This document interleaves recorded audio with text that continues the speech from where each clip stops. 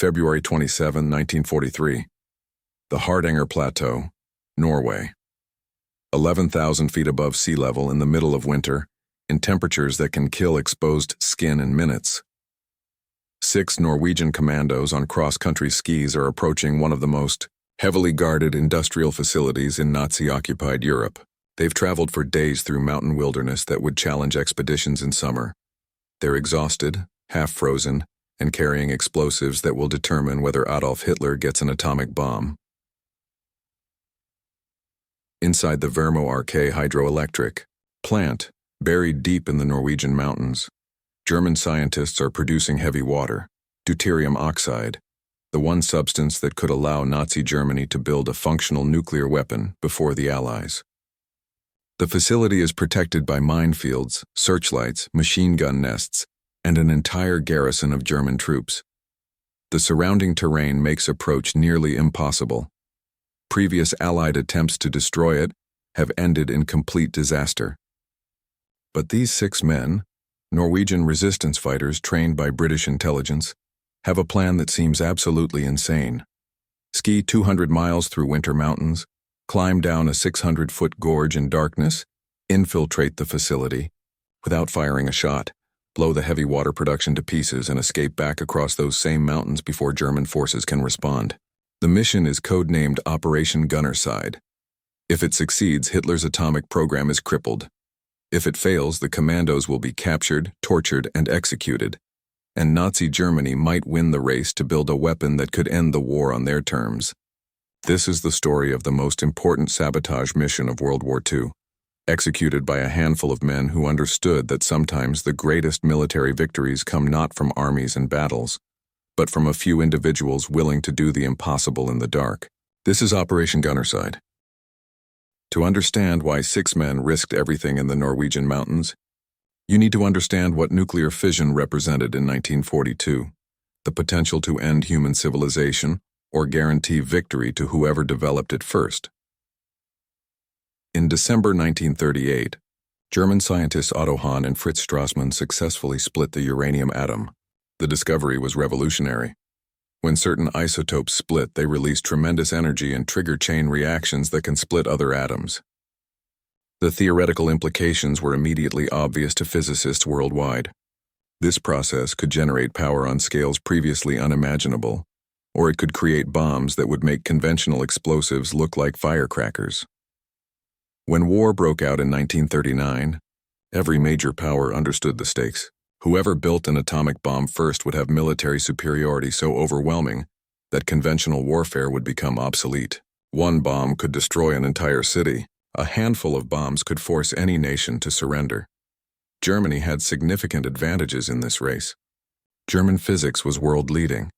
Many foundational discoveries in quantum mechanics and nuclear physics had come from German scientists. The Nazis controlled territories with uranium deposits, and they'd captured Norway, which possessed something critical that other nations lacked: industrial-scale heavy water production.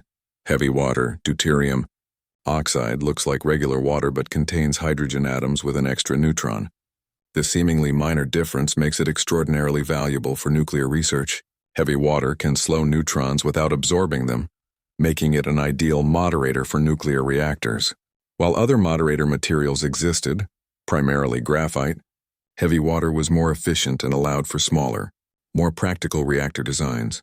Producing heavy water, however, required enormous amounts of electricity and specialized equipment. Only one facility in the world manufactured it in significant quantities: the Norsk hydro plant at Vemork, Norway, tucked into the mountains about 100 miles west of Oslo. Before the war, Vemork produced heavy water as a byproduct of fertilizer manufacturing, a scientific curiosity with limited commercial applications. Production was measured in kilograms per month. But when Germany invaded Norway in 1940, Nazi intelligence immediately recognized Vemork's strategic importance. German forces seized the plant within days of invading. Production was increased dramatically. By 1942, Vemork was producing thousands of liters annually, all of it shipped to Germany for the Nazi nuclear weapons program led by physicist Werner Heisenberg. Allied intelligence learned of this through Norwegian resistance contacts and immediately understood the implications. If Germany successfully built atomic weapons before the Allies did, the war was over. No amount of conventional military strength could counter a nation with nuclear bombs. The Manhattan Project, America's atomic bomb program, was still in early stages in 1942. Scientists weren't yet certain that building functional weapons was even possible, let alone imminent. But German scientists had a head start, access to heavy water, and the desperation of a regime that understood it was losing the conventional war. If nuclear weapons were achievable, Germany might reach them first. British intelligence, working with Norwegian resistance, concluded that Vemork had to be destroyed. Not damaged, destroyed completely, with production capability eliminated for months or years. Anything less would just temporarily delay the German program. The question was how to destroy a facility built into solid rock, protected by German troops, surrounded by impassable terrain, in the middle of occupied Norway during winter. The first attempt to destroy Vemork was Operation Freshman, launched in November 1942. It would become one of the most catastrophic commando failures of the war. The plan seemed straightforward. British combat engineers would land by glider near Vemork, approach the plant, place explosive charges, destroy the heavy water production, and escape to Sweden. Speed and surprise would compensate for the difficult terrain. 34 Royal Engineers volunteered, men specially trained in demolitions and assault tactics. They were young, fit, motivated, exactly the kind of soldiers the military selects for high-risk operations. They boarded 2 Horsa gliders on the night of November 19, 1942, each glider towed by a Halifax bomber. The operation went wrong almost immediately. Norwegian weather in November is treacherous. Storms appear suddenly. Visibility drops to nothing. Winds become violent and unpredictable. The bomber-glider combinations flew into conditions that made navigation nearly impossible. The pilots were flying on instruments through cloud cover, trying to locate landmarks in darkness while being battered by turbulence. The first Halifax bomber lost its bearings completely. After hours of flying through the storm, fuel running critically low, unable to locate the intended landing zone or even confirm their position over Norway, the pilot made a desperate decision: return to base. But the glider, heavy, aerodynamically crude, connected by a single tow cable, had become a deadly liability. In the violent turbulence, maintaining control was nearly impossible. Ice was forming on the wings. The glider was being thrown around behind the bomber like a toy on a string. The tow cable snapped. The glider, carrying 17 engineers, went into an uncontrolled descent through darkness and storm. The pilots had seconds to react with no engine, no power, no visibility, and no idea what terrain lay below them. They were essentially riding a falling brick. The glider crashed into a Norwegian mountainside. The impact was catastrophic. 8 men died instantly in the crash. 9 survived, injured, scattered in darkness on a frozen mountain. Norwegian civilians found them the next morning, broken, suffering from exposure, some with severe injuries. The civilians tried to help, but German patrols were already searching the area. The investigation equipment in the glider made German intelligence immediately understand this was a commando operation, not just a crashed aircraft. The Gestapo arrived within hours, under Hitler's commando order, a directive declaring that all captured commandos should be executed immediately without trial. The 9 survivors were interrogated, tortured for information about Allied plans, and then shot. Their bodies were buried in unmarked graves. The second Halifax fared slightly better initially. The pilot located what he believed was the landing zone and released the glider. The glider descended through darkness toward what the pilots thought was the target area. It wasn't. The glider crashed into a mountain several miles from the intended zone. 4 men died in the impact. The remaining 13 survived, injured and stranded in Norwegian wilderness in winter, with German search parties actively looking for them. Some tried to escape toward Sweden. Others, too injured to move, remained at the crash site hoping for rescue that would never come. All were captured within 3 days. The Gestapo showed no mercy. All 13 were executed under the commando order. Like their comrades from the first glider, they were interrogated, tortured, and shot without trial. Operation Freshman had achieved nothing except killing 34 highly trained soldiers. The Vemork facility remained untouched. German security was now heightened, They knew the Allies considered the plant important enough to risk commando raids. Guards were increased, patrols expanded, minefields were laid around the facility perimeter, making any future attack even more difficult. But British intelligence and Norwegian resistance understood that the mission remained essential. Heavy water production at Vemork was continuing. German nuclear research was progressing. Every month of production brought Germany closer to atomic weapons. Someone would have to try again. But this time, the approach would be completely different. Instead of dropping British commandos into Norway, foreigners who didn't speak the language, didn't know the terrain, and would be immediately identified if captured, the next attempt would use Norwegians. Men who knew the mountains, spoke the language, could blend with the population if necessary, and understood survival in extreme Arctic conditions. Men who would ski into Vemork through winter mountains, execute the sabotage, and ski back out. Men willing to accept a mission that seemed even more impossible than Operation Freshman, which had ended with 100% casualties. Before Operation Gunnerside could be launched, someone needed to be on the ground in Norway preparing the way. This preliminary mission was codenamed Operation Grouse, and it began in October 1942, a month before Operation Freshman's disaster. 4 Norwegian commandos parachuted into the Hardanger Plateau. Jens Anton Poulsen, Knut Haugland, Klaus Helberg, and Arne Kjelstrup. All were in their 20s. All had escaped occupied Norway to join the resistance in Britain.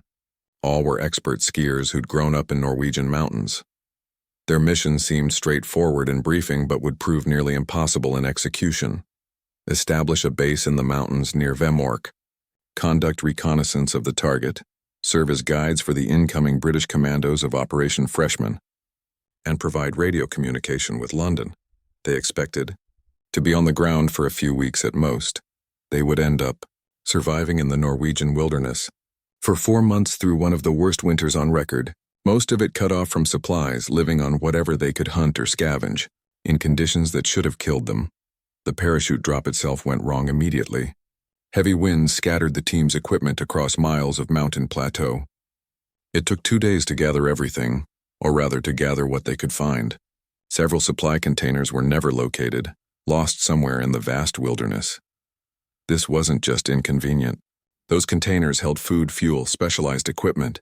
Losing them meant starting with inadequate supplies for an extended mission in an environment where inadequate quickly becomes fatal. The team established a base in a remote mountain cabin, essentially a hunter's hut, unheated, barely shelter, but isolated enough that German patrols were unlikely to find it. From there, they began reconnaissance of Vemork, skiing down from the plateau to observe the facility, mapping German defenses, identifying potential approach routes. The intelligence they gathered was discouraging. Vemork was built into the side of a mountain gorge with a 600-foot vertical drop below the facility. The only road access crossed a heavily guarded bridge. The plant itself was concrete and steel, built to withstand sabotage. German forces had increased security after occupying Norway, adding machine gun positions, searchlights, and patrols. But the Grouse team also identified potential vulnerabilities. The facility's gorge location, while defensible, also meant there were approach routes that German commanders probably considered impossible. Specifically, climbing up from the gorge bottom, scaling a near-vertical 600-foot cliff in darkness was so difficult that the Germans hadn't heavily defended that approach. Impossible to Germans meant difficult, but potentially achievable to Norwegians who'd grown up mountaineering. Then came Operation Freshman's disaster. The Grouse team, positioned to receive and guide the British commandos, instead heard radio reports of crashed gliders and captured soldiers. Their role as guides evaporated. Their mission extended indefinitely. They were stuck in the Norwegian mountains with winter deepening, supplies running low, and no clear extraction plan. November became December. December became January. The weather turned savage, temperatures dropping to -30°C, winds making any movement suicidal, snowstorms lasting days. The team's radio equipment malfunctioned repeatedly in the cold. Communication with London became sporadic and unreliable. Their food supplies ran out. The Hardanger Plateau in winter is essentially an Arctic desert, frozen, barren, with almost no vegetation or wildlife. The team tried to hunt reindeer, the only large animals in the region, but winter reindeer are scarce and difficult to approach. Their ammunition was limited. Every shot that missed meant wasted resources. They caught one reindeer in December. The meat sustained them for weeks, eaten raw when fuel for cooking ran out. They supplemented with moss scraped from rocks, technically edible, minimally nutritious, but it filled stomachs and provided some calories. By January, they were surviving on roughly 500 calories per day, less than a third of what men conducting strenuous physical activity in extreme cold require.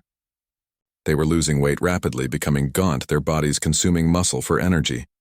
Knut Haugland, the radio operator, later described it. "We were always hungry. Not the hunger you feel missing a meal, but the hunger where your body is eating itself, where you're cold constantly because there's no fat left to insulate you, where thinking becomes difficult because your brain doesn't have fuel." They couldn't leave. Orders from London were clear. Maintain position, continue reconnaissance, await further instructions. A second sabotage mission was being planned. The grouse team was essential for its success. If they evacuated, the new mission would have no ground support, so they stayed. 4 men, starving and freezing, maintaining a radio watch in a mountain hut, surviving on hope and the occasional reindeer, through one of the harshest winters Norway had seen in decades. In February, London finally radioed with news. A second sabotage mission was approved. New commandos were being trained. The operation would launch soon. The grouse team needed to prepare to receive them. The mission was codenamed Operation Gunnerside, and it would require everything the grouse team had learned about Vemork's defenses and the surrounding terrain. While the grouse team starved in Norwegian mountains, 6 men were training in Scotland for the actual assault on Vemork. Joachim Ronneberg, 22 years old, was selected as mission commander, young for such responsibility, but he had qualities that leadership requires beyond age: calm under pressure, ability to make rapid decisions, and the respect of the men who'd serve under him. The other 5 were specialists: Knut Haukelid, explosive expert; Frederick Kaiser, engineer who understood the target's technical details; Kasper Eidland, navigation and skiing specialist; Hans Storhaug, weapons and tactics; Birger Stromsheim, demolitions assistant. All were Norwegian. All had escaped to Britain after the German invasion. All were in their early 20s, and all understood they were volunteering for a mission with terrible survival odds. The training took place in the Scottish Highlands during winter, harsh conditions deliberately chosen to simulate Norway. They practiced skiing with heavy loads, navigation in whiteout conditions, survival in extreme cold silent approach tactics, and the specific demolition techniques needed to destroy the heavy water production facility. British Special Operations Executive, SOE, provided the training, but Norwegian instructors led most sessions. The mission's success would depend on skills unique to Norwegians: expert-level skiing, understanding of mountain weather, ability to navigate by terrain features rather than landmarks, knowledge of how snow behaves in different conditions. These weren't skills you could teach British commandos in a few months. They were capabilities developed over lifetimes growing up in Norwegian mountains. The target briefings were comprehensive. Engineers explained the Vemork facility's layout. The heavy water was produced in high-concentration cells in the plant's basement. The electrolysis equipment was irreplaceable and took months to manufacture. Destroying specific components would halt production indefinitely, while merely damaging the facility would allow repairs within weeks. The mission objectives were specific: infiltrate the plant, destroy the high-concentration cells and electrolysis equipment, minimize casualties among Norwegian civilians who worked there, and escape before German forces could respond. Success was defined narrowly. Production capability eliminated for at least 6 months. Anything less was failure. The operational plan developed through January 1943 as intelligence from the grouse team clarified what was possible. The approach would exploit the impossible route up from the gorge bottom that German defenders had essentially ignored. The team would parachute onto the Hardanger Plateau, rendezvous with grouse, ski to the target, descend the gorge, climb to the facility, infiltrate, plant explosives, escape, and ski back across the plateau to Sweden. Each phase presented opportunities for catastrophic failure. Bad weather during the drop could scatter the team or kill them outright. as it had with Operation Freshman. The journey to Vemork was 200 miles through winter mountains. The gorge descent and climb were technical mountaineering in darkness. The infiltration required bypassing guards without detection. The demolition had to be executed perfectly. Too little explosive and the mission fails, too much and you kill Norwegian civilians working night shifts.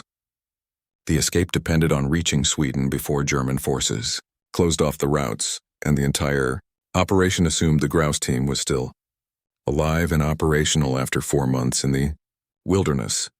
The team trained through January and into February, physical conditioning, technical skills, rehearsing the demolition sequence until they could perform it blindfolded.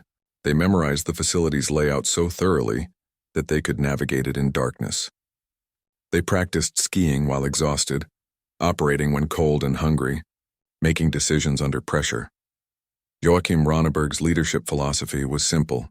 Every man needed to understand the entire mission, not just his specific role. If casualties occurred, any survivor had to be capable of completing the objective. This wasn't a military operation where following orders was sufficient. It was a mission where adaptability and independent thinking might be the difference between success and failure. On February 16, 1943, final approval came from London. Weather forecasts showed a brief window of opportunity. The grouse team radioed that they were ready, barely alive but functional. Operation Gunnerside was authorized. The 6 men boarded a Halifax bomber at Thamesford Airfield on the night of February 16th. They carried weapons, explosives, specialized equipment, skis, and supplies. Each man wore civilian clothes under their military uniforms. If captured in uniform, they might be treated as POWs. If captured in civilian clothes during sabotage, execution was certain. But the civilian clothes would help if they needed to blend with Norwegian populations during escape. The flight to Norway took hours, navigating in darkness across the North Sea. As the Norwegian coast approached, the team prepared for the jump. Joachim Ronneberg, mission commander, would jump first. His last thought before exiting the aircraft was simple. The mission ahead would require everything they'd trained for and probably some things they hadn't anticipated. He jumped into darkness over Norway. The mission had begun. The parachute drop scattered Gunnerside across miles of plateau, though not as badly as grouse had been months earlier. Within hours, all 6 men had gathered their equipment and assembled at the designated rendezvous point. Now came the crucial question: could they locate grouse? The grouse team had been in the mountains for 4 months. Radio contact had been sporadic. They'd survived conditions that should have killed them. There was real possibility they were dead, incapacitated, or captured. If Gunnerside couldn't locate them, the mission faced immediate problems. They'd be operating without local guides, without detailed intelligence, without the reconnaissance grouse had spent months gathering. Ronneberg led his team toward grouse's last reported position, skiing across the plateau in darkness, navigating by compass and terrain features. The weather was cooperating, cold but clear, with enough moonlight on the snow to make navigation possible, without lights that might attract German patrols. After several hours of skiing, they spotted a light signal from a cabin ahead. The pattern matched the agreed-upon recognition code. The grouse team was alive. The reunion was subdued, Norwegian reserve combined with exhaustion on both sides. The grouse men were gaunt, hollow-eyed, their clothes hanging loosely on bodies that had lost significant weight. They'd survived, but barely, but their minds were sharp. They'd continued reconnaissance through the worst of winter, gathering intelligence about German patrol patterns, security rotations, timing of shift changes at the facility. They knew which routes were watched, which were ignored, where guards were vigilant and where they were complacent. The combined team now numbered 10 men, 4 from grouse, 6 from Gunnerside. Ronneberg made command decisions quickly. Grouse had the local knowledge and experience. Gunnerside had the training for the actual assault. The mission would proceed as planned, with grouse members serving as guides and advisors while Gunnerside executed the sabotage. First, they needed to eat and rest. Gunnerside had brought supplies, real food, not moss and scavenged reindeer. The grouse men ate carefully, their stomachs unable to handle large meals after months of near starvation. Then came the intelligence briefing. The grouse team spread maps and sketches of Vemork's defenses. German security had increased after Operation Freshman. Patrols were more frequent. New searchlights had been installed. The bridge, the obvious approach route, was now guarded by machine gun positions and checkpoints. But the gorge approach remained undefended. German command still considered it impossible. A 600-foot descent, then a steep climb to the facility in winter in darkness, it was effectively a natural barrier. No sane military planner would attempt it, which made it the only viable approach. The plan crystallized. Descend the gorge from the plateau, cross the river at the bottom, climb to the facility, infiltrate through a cable entry point that Grouse had identified, place explosives, escape back the way they came, and ski toward Sweden. Timing was critical. The facility ran on 3 shifts. The night shift had the fewest workers, minimizing civilian casualties, but also had guards on maximum alertness at the beginning of the shift. The ideal timing was mid-shift, around 1 a.m., when guards were fatigued but workers were still present and able to evacuate quickly after the charges detonated. They would strike tomorrow night, February 27, 1943. The team spent February 27 preparing, checking equipment, reviewing the demolition sequence, rehearsing the infiltration, resting as much as tension allowed. Ronneberg emphasized staying calm, conserving energy, not anticipating problems that might not occur. As darkness fell, the team prepared to move. They would ski from the cabin to the gorge edge, about 8 miles, approach the descent point and begin the infiltration around midnight. Every man checked his equipment one final time. Weapons, though they hoped not to fire them. Explosives carefully packed and protected. Wire cutters, climbing gear, tools for forcing doors if the infiltration went wrong. Joachim Ronneberg gave a brief final word. We ski to Vemork. We destroy the heavy water. We escape. Keep calm, follow the plan, adapt if necessary. We've trained for this. Now we execute. No inspirational speech, no dramatic motivation. Just professional competence and shared understanding that the mission mattered more than individual survival. They skied into the darkness toward Vemork. Reaching the gorge edge took several hours of careful skiing. The team had to approach from directions that avoided German patrol routes while moving quietly enough not to alert guards at the facility visible far below. Standing at the gorge edge, looking down 600 feet to the river below, the magnitude of what they were attempting became visceral. This wasn't a gradual slope. This was a cliff, steep, rocky, covered in snow and ice, descending into darkness where the bottom was barely visible even in moonlight. Traditional mountaineering technique would use ropes, anchors, careful controlled descent. They had none of that. They had skis, limited climbing gear, and darkness to conceal their movement. The descent began. Some sections could be skied, steep but manageable if you were expert level, which they all were. Other sections required removing skis and climbing down using handholds in rock and ice. The team moved in single file, each man following the exact route of the man ahead, because deviation might trigger a slide or put you on unstable ground. The physical demands were extreme.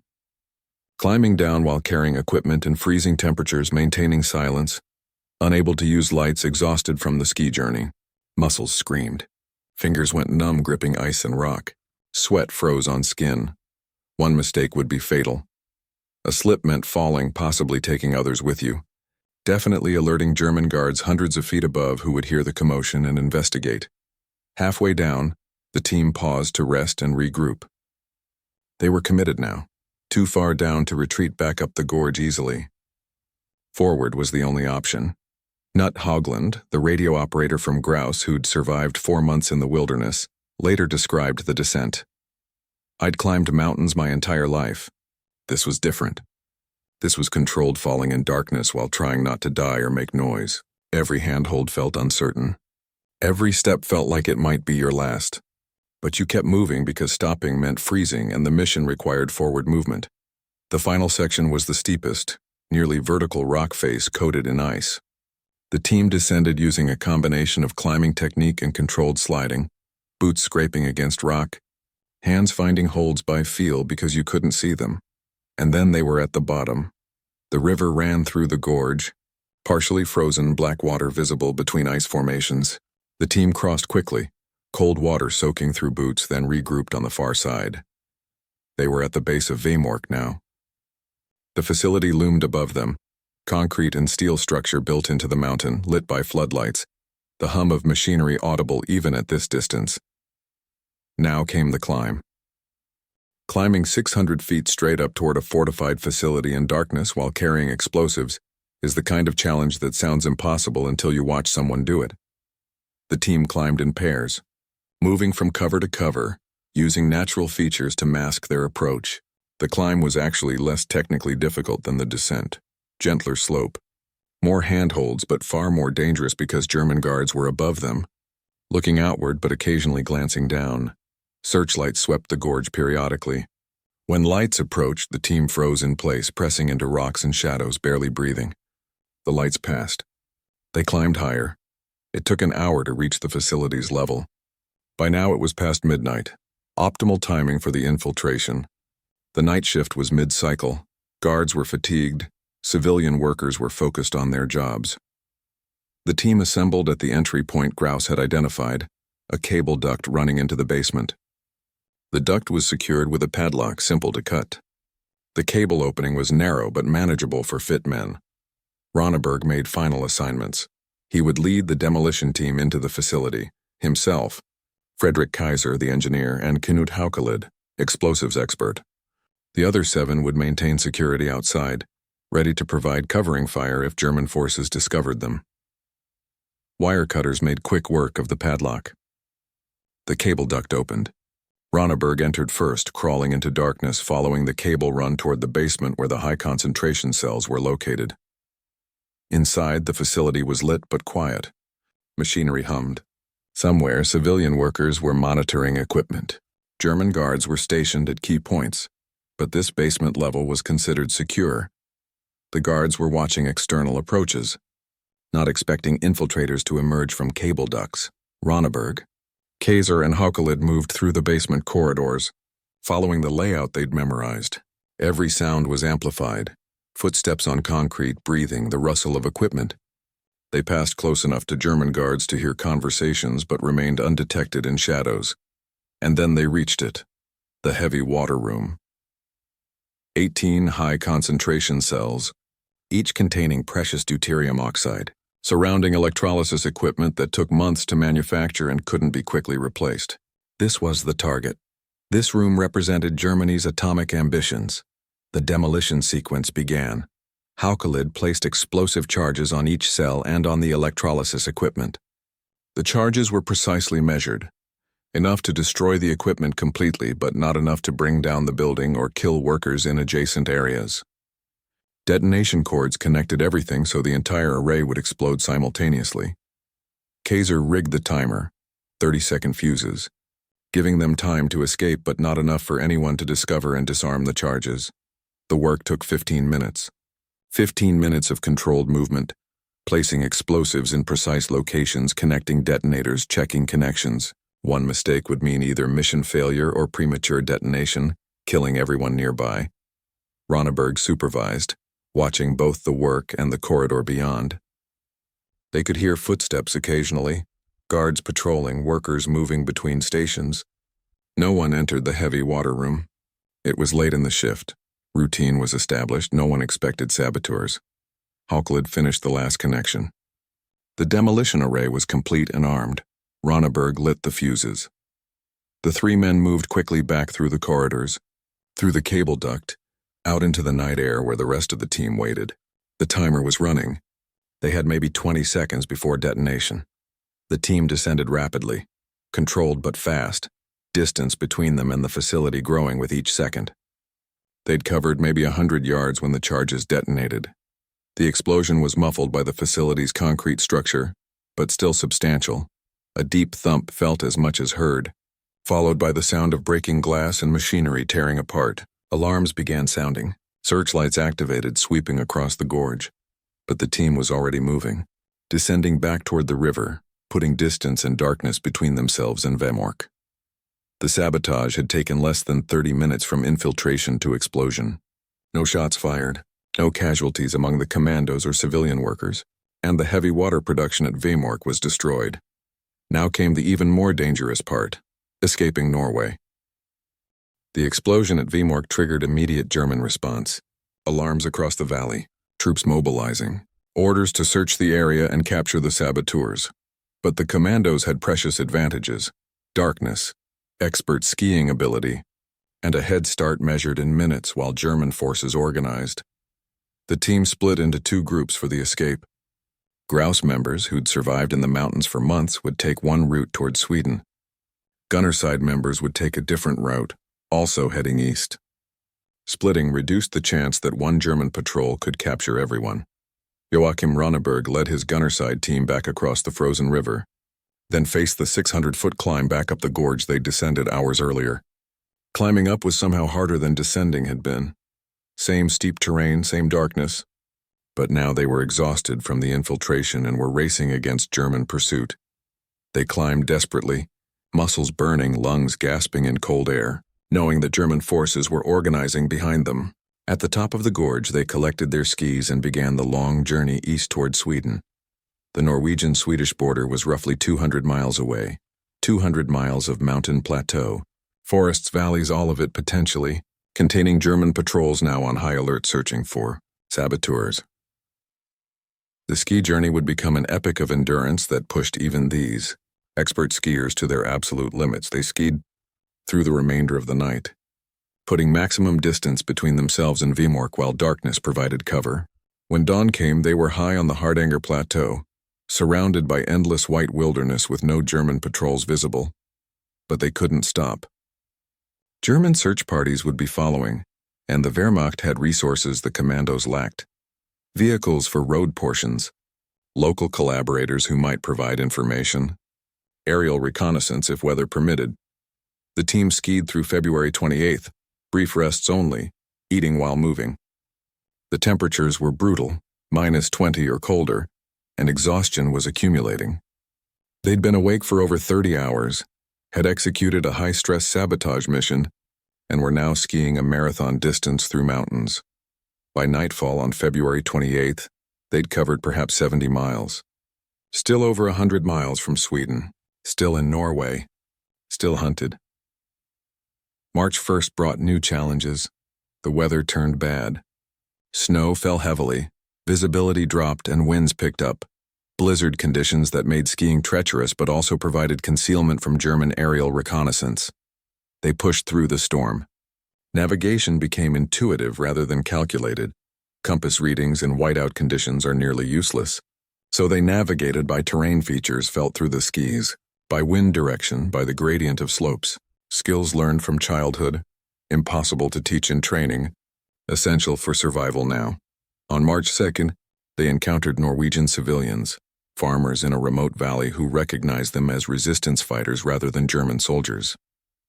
The Norwegians provided food, shelter for a few hours, updates on German search efforts, and crucial information about patrol positions ahead. This was the advantage of being Norwegian commandos rather than British. Locals helped where they could, providing intelligence and support that foreign commandos would never receive. The risk to civilians was enormous. Helping saboteurs meant execution if discovered. But Norwegian resistance ran deep. By March 5th, the team had covered approximately 150 miles. Sweden was close now, but so were German border patrols. The Wehrmacht knew the saboteurs had to cross into Sweden eventually, so border regions were being watched intensively. The final approach to the border required maximum caution. The team scouted patrol patterns, waited for optimal timing, then made a sprint across the border zone, several miles of exposed terrain where detection meant pursuit and likely capture. They skied across in daylight, taking the risk because darkness would delay them another day, and their exhaustion was becoming dangerous. German patrols were visible, in the distance but too far away to intercept on. March 10, 1943, 18 days after the IE sabotage, Joachim Ronneberg and his Gunnerside team crossed into Sweden. They'd skied approximately 400 kilometers through winter mountains while being hunted by German forces. They'd survived on minimal food in brutal temperatures with almost no rest. When they reached Swedish authorities and identified themselves as Norwegian military personnel, they were barely recognizable. Gaunt, frost-bitten, exhausted to the point of collapse. But they were alive. And the mission was complete. The grouse team, taking a different route, also reached Sweden safely, arriving a few days later. All 10 men who had participated in the Vemork sabotage survived, a remarkable outcome given the mission's dangers and Operation Freshman's fate months earlier. The German reaction to the Vemork sabotage was immediate and revealed just how critical they considered the heavy water production.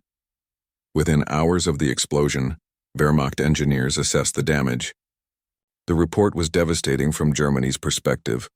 All 18 high-concentration cells were destroyed beyond repair. Electrolysis equipment was wrecked. The basement facility was essentially demolished.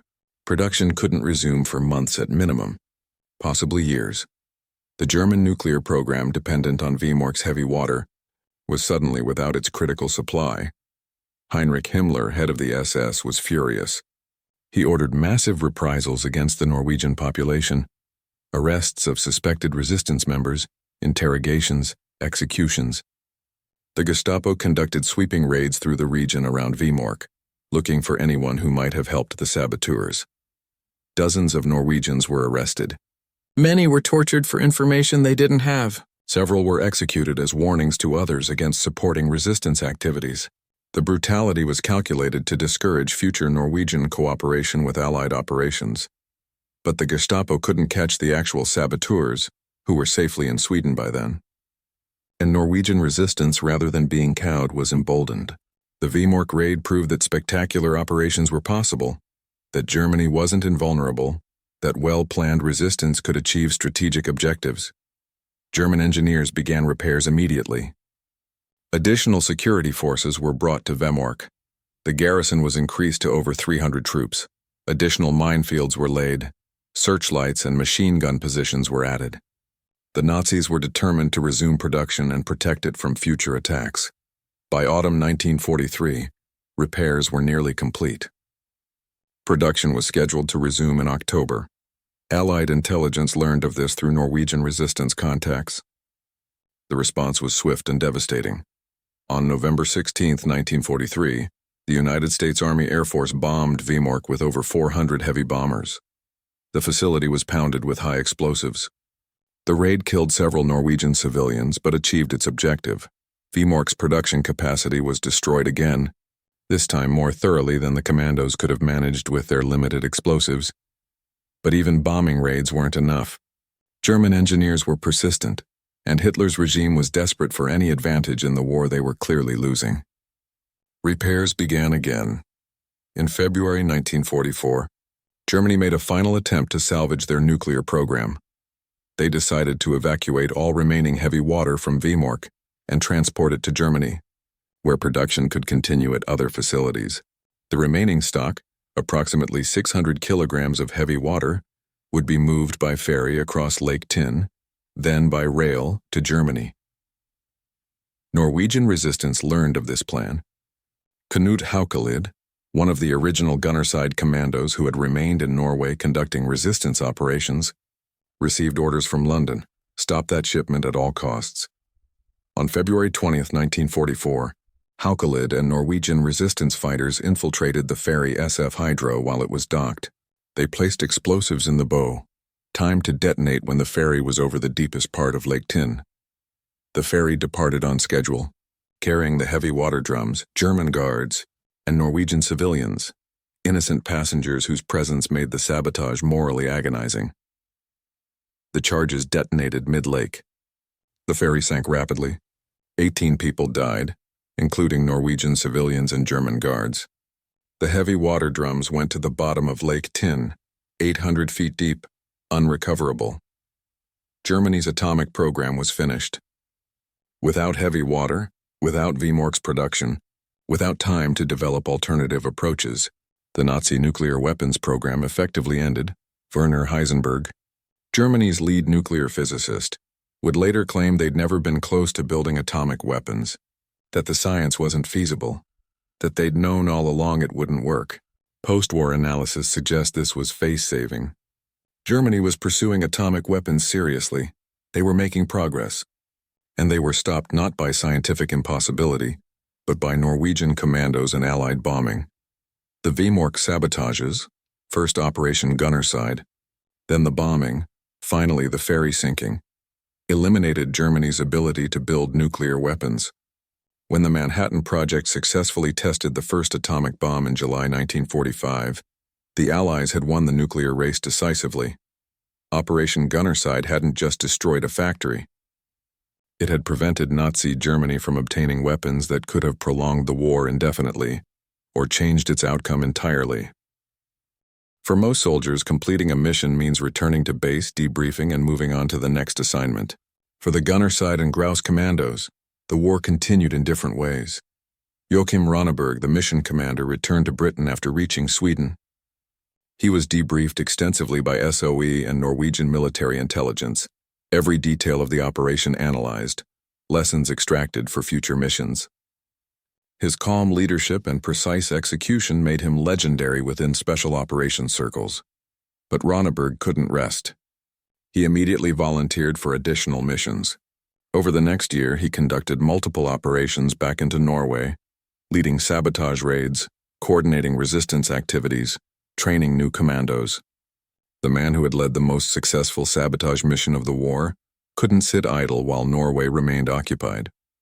He survived the war, returned to Norway after liberation in 1945, and faced the challenge all combat veterans encounter, returning to normal life after extraordinary experiences. Ronneberg became a radio broadcaster and maintained low profile about his wartime service. He rarely discussed Operation Gunnerside publicly, considering it simply duty fulfilled rather than heroism requiring celebration. Knut Halted, the explosives expert from Gunnerside, made a different choice. After reaching Sweden, he was offered safe return to Britain. He refused. Norway was still occupied, resistance work continued, and he felt obligated to return and keep fighting. Halted parachuted back into Norway in late 1943 and continued resistance operations, including the sinking of SF Hydroferry in February 1944. He operated behind enemy lines for the remainder of the war, organizing sabotage, coordinating with Allied intelligence, and surviving multiple close calls with German security forces. His decision to return was brave to the point of reckless. He'd already completed one of history's most successful commando raids. He could have spent the rest of the war safely in Britain. Instead, he went back into danger because he believed the fight required him. The Grouse team members, Jens Anton Poulsen, Knut Haugland, Klaus Hellberg, and Arne Kjellstrup, had mixed fates after reaching Sweden. Some returned to Britain for rest and reassignment. Others, like Halted, went back into Norway for continued resistance work.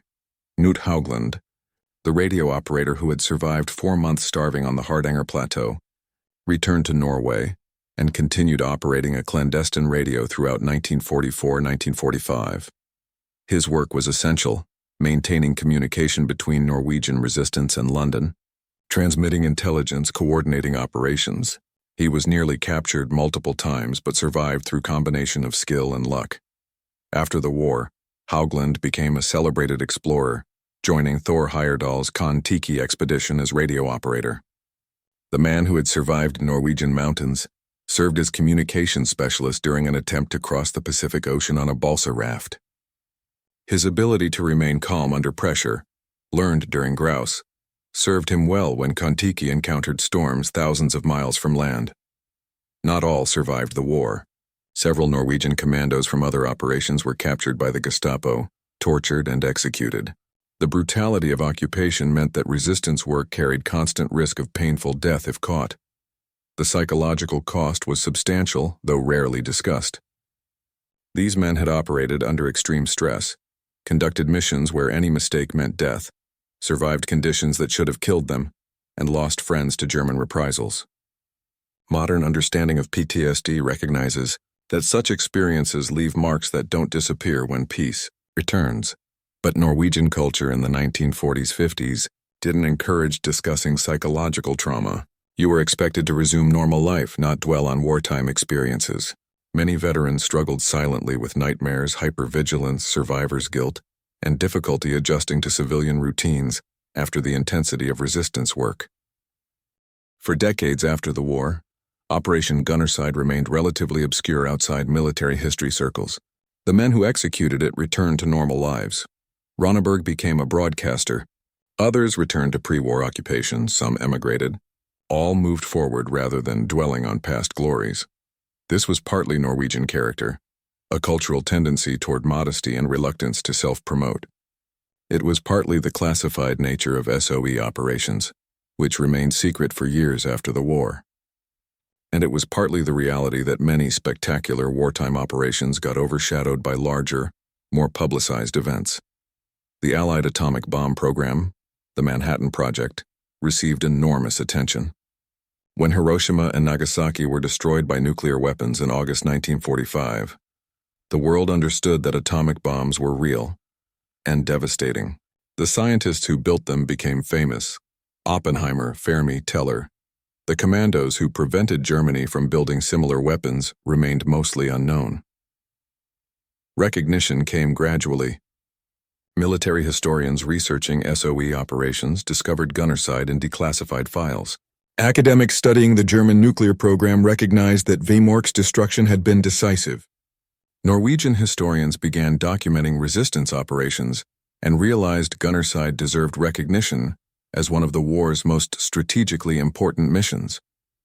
In 1948, Britain awarded medals to the Gunnerside participants: Distinguished Service Orders, military crosses, recognition of extraordinary service. Norway honored them similarly. But the citations were brief, details remained classified, and public awareness stayed minimal. The story began reaching wider audiences in the 1960s-70s. Books about SOE operations included Gunnerside chapters. Documentaries occasionally featured it. The 1965 film The Heroes of Telemark dramatized the operation, though with significant Hollywood modifications that veterans found frustrating. Joachim Ronneberg, interviewed in his later years, was consistently modest about his role. When asked about leading one of history's most successful commando operations, his response was typically Norwegian. "We did what needed doing. Many others did similar things during the war. We were fortunate to succeed." But historians recognized what Ronneberg wouldn't claim. Operation Gunnerside was executed with near perfection. 0 casualties. Target completely destroyed. All participants escaped successfully. These outcomes were extraordinarily rare in special operations, where even successful missions usually involved casualties and partial objective achievement. The combination of meticulous planning, expert execution, and significant luck created an operation that became a template for future Special Forces missions. Modern military special operations study Gunnerside as an example of how to conduct sabotage, detailed reconnaissance, infiltration over approach routes enemies consider impossible, precise demolition minimizing collateral damage, rapid exfiltration before enemy forces can respond. The counterfactual question remains fascinating. What if Operation Gunnerside had failed? If Germany had continued producing heavy water, if their nuclear program had progressed unimpeded, what would have happened? Most historians believe Germany still wouldn't have built atomic bombs before war's end. The science was more difficult than anyone initially realized. The engineering challenges were immense, and Germany lacked the resources America devoted to Manhattan Project. But probably not isn't definitely not. The possibility that Nazi Germany could have developed nuclear weapons was real, enough that Allied leadership considered preventing it worth any cost. Joachim Ronneberg died in 2018 at age 99, the last surviving member of the Gunnerside team. His death marked the end of an era. No one alive now participated in the mission, though descendants preserve memories and historians continue analyzing it. His obituaries, published internationally, finally gave Operation Gunnerside the recognition it deserved. Major newspapers ran lengthy profiles explaining how 6 Norwegian commandos had prevented Hitler from obtaining atomic bombs. The modest radio broadcaster who rarely discussed his wartime service was remembered as having led one of World War II's most consequential operations.